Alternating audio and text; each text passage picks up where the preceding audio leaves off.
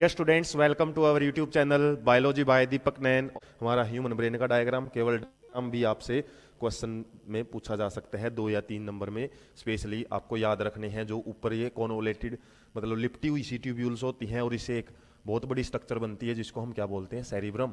सब larger part होता है ये ब्रेन का और किस में आता है, फोर ब्रेन के अंदर।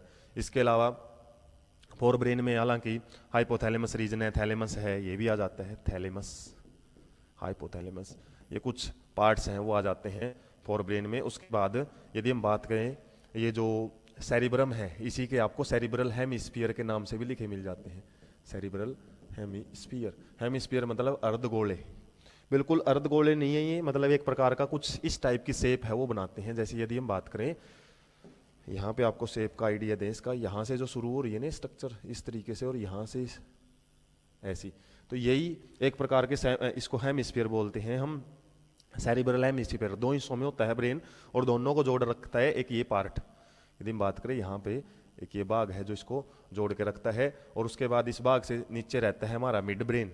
तो फोर ब्रेन, फिर मिड ब्रेन और लास्ट में आ जाता है हमारा हाइंड ब्रेन। इनकी लोकेशन कहाँ कहाँ पे है, इस डायग्राम का मकसद ये है। तो ऑब्जर्वेशन ही आपकी काम आती है डायग्राम जब आप स्टडी करते हो। डायग्राम से रिलेटेड जब भी क्वेश्चन आता है वो आपकी ऑब्जर्वेशन के बेस पे होते हैं। और ऑब्जर्वेशन में यही देखो आप किस पार्ट को क्या बोला हुआ है। जैसे हाइंड ब्रेन के 3 पार्ट होते हैं, पोन्स, मेडुला और सेरिबेलम। इनके फंक्शन हम ऑलरेडी डिस्कस कर चुके हैं और इस डायग्राम की आपको प्रैक्टिस करनी पड़ेगी। मेन तो इसकी शेप, आउटर लाइन है ना जो, वो लगभग आपको इस तरीके से रफली एक शेप बनानी है। उसके बाद जैसे क्रेनियम भी नाम दिया हुआ है, क्रेनियम क्या है मतलब बाहर की जो ये मैंने स्ट्रक्चर बनाई है क्रेनियम है। उसके बाद 1-2 लेयर है आप इसके अंदर भी बना सकते हो और उसके बाद फिर आप बीच वाला पार्ट है जैसे इस तरीके से इस पार्ट को बनाओ। और मतलब ये प्रैक्टिस करने की बात है। और उसके बाद आपको इनका पता होना चाहिए कौन सा पार्ट कहाँ है। हाइपोथैलेमस, थैलेमस और ये जो सेरिब्रम है ये हमारे किस में आते हैं, फोर ब्रेन में। फोर ब्रेन को डाइनस्पेलोन भी बोलते हैं।